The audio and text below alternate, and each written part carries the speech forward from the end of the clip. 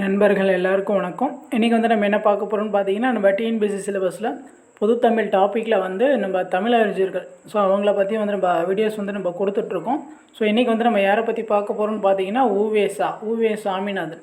So அவர் இருக்கார் இல்லையா, so அவரை பற்றி தான் வந்து நம்ம பார்க்க போகிறோம். இந்த வீடியோஸ் வந்து நீங்கள் ஃபுல்லாக பாருங்கள். இப்போ உவேசா பற்றி ஸோ ஃபுல்லாக வந்து ஓவராலாக வந்து நம்ம கவர் பண்ண மாதிரியும் இருக்கும். சரிங்களா? இப்போ தான் வந்து நம்ம சேனல் வந்து ஃபஸ்ட் டைம் பார்க்குறீங்கன்னா கொஞ்சம் சப்ஸ்கிரைப் பண்ணுங்கள், சப்போர்ட் பண்ணுங்கள், ஃப்ரெண்ட்ஸ்க்கு வந்து ஷேர் பண்ணுங்கள். ஸோ நம்ம நிறைய தமிழறிஞர்கள் பற்றி நம்ம வீடியோஸ் வந்து நம்ம கொடுத்துட்ருக்கோம். ஸோ யாராச்சும் இதுக்கு முன்னாடி அப்டேட் பண்ண வீடியோஸ் வந்து பார்க்காம இருந்தீங்கன்னா நம்ம சேனல் ப்ளேலிஸ்ட்டில் வந்து தமிழறிஞர்கள் அப்படின்னு சொல்லிட்டு ஒரு ப்ளேலிஸ்ட் க்ரியேட் பண்ணி கொடுத்துருக்கேன். ஸோ அதில் போனீங்கன்னா அதுக்கு முன்னாடி அப்டேட் பண்ண வீடியோஸில் வந்து எல்லாமே இருக்கும், பார்த்துக்கலாம். சரி வாங்க.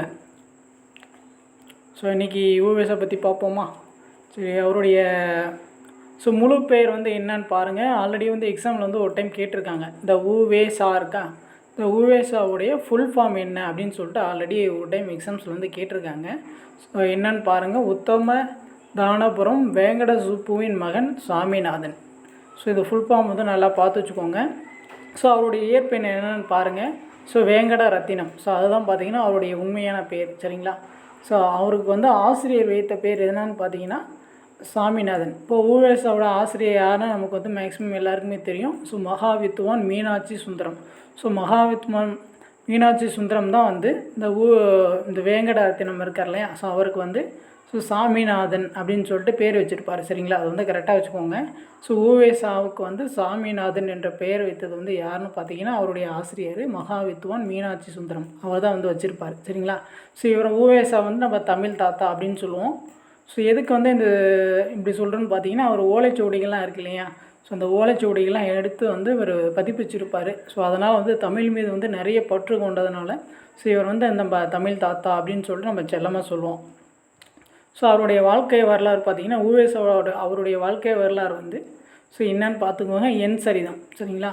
ஸோ இந்த என் சரிதம் அவருடைய வாழ்க்கை வரலாற்றை வந்து அவர் வந்து எந்த இதழில் வந்து எழுதினார் அப்படின்னு சொல்லிட்டு ஆல்ரெடி எக்ஸாம்ஸில் வந்து கேட்டிருக்காங்க. ஸோ ஆனந்த விகடன்.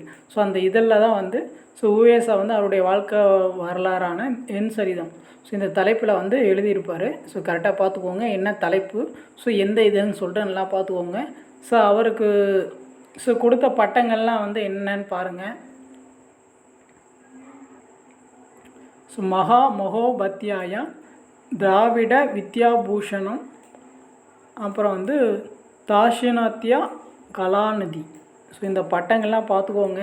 ஸோ என்னென்ன பட்டங்கள்லாம் வந்து அவருக்கு கொடுத்துருக்காங்க அப்படின்னு சொல்லிட்டு ஸோ அவருடைய பணி பாருங்கள். ஸோ எங்கே வந்து வேலை செஞ்சுருக்காருன்னு பார்த்துக்கோங்க. ஸோ தமிழ் ஆசிரியராக வந்து கும்பகோணம் அரசு கல்லூரியில் வந்து ஸோ வேலை பார்த்துருப்பார். ப்ளஸ் வந்து சென்னை மாநில கல்லூரியிலையும் வந்து வேலை பார்த்துருப்பார். சரிங்களா? அது கரெக்டாக பார்த்துக்கோங்க. என்ன ஸோ எங்கே ஒர்க் பண்ணாருன்னு சொல்லிட்டு கரெக்டாக பார்த்து வச்சுக்கோங்க.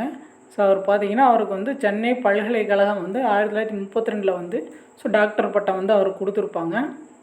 ஸோ அவருக்கு பார்த்திங்கன்னா திருவுருவ சிலை வந்து சென்னை மாநில கல்லூரியில் வந்து ஸோ வங்கக்கடல் பார்த்த மாதிரி வந்து வச்சுருப்பாங்க. ஸோ அதையும் வந்து கரெக்டாக நோட் பண்ணி வச்சுக்கோங்க. எந்த கல்லூரியில் வந்து வங்கக்கடல் பார்த்த மாதிரி ஸோ உவேசாவுக்கு வந்து சிலை வச்சுருக்காங்க அப்படின்னு சொல்லிட்டு கேட்கலாம். சென்னை மாநில கல்லூரியில்.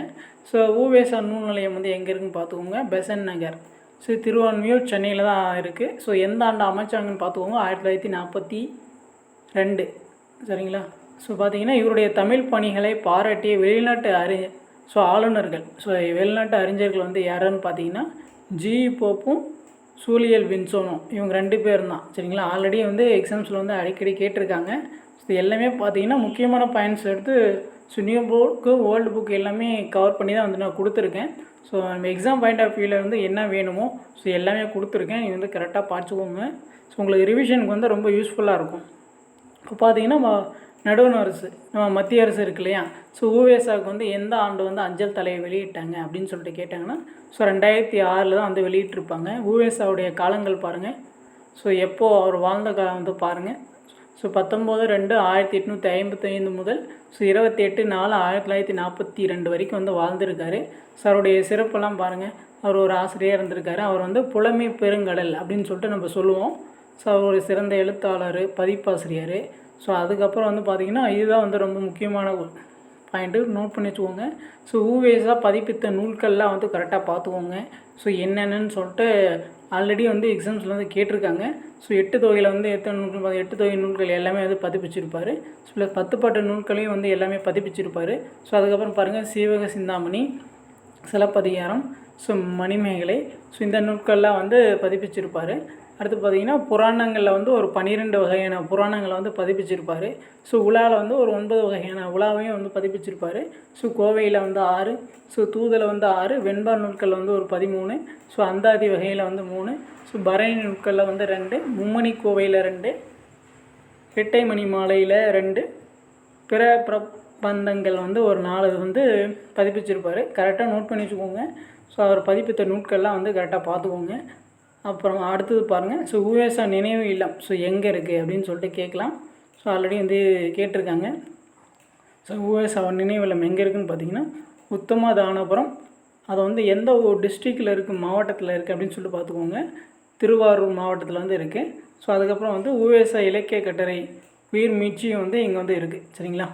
ஸோ அவ்வளோதான். இப்போ இந்த ஊவேசா பற்றி ஓரளவுக்கு வந்து ரிவிஷன் பண்ண மாதிரியே இருக்கும். ப்ளஸ் வந்து முக்கியமான பாயிண்ட்ஸ் எல்லாமே வந்து நான் கொடுத்துட்டேன். ஸோ உங்களுக்கு வேறு ஏதாச்சும் டவுட் ஃபீட்பேக் இருந்துச்சுன்னா நீங்கள் கமெண்ட்ஸ் பண்ணுங்கள், நான் வந்து ரெஸ்பான்ஸ் பண்ணுறேன். இப்போ தான் வந்து நம்ம சேனல் ஃபஸ்ட் டைம் பார்க்குறீங்கன்னா கொஞ்சம் சப்ஸ்கிரைப் பண்ணுங்கள், சப்போர்ட் பண்ணுங்கள், ஃப்ரெண்ட்ஸ்க்கு வந்து ஷேர் பண்ணுங்கள். தேங்க்யூ.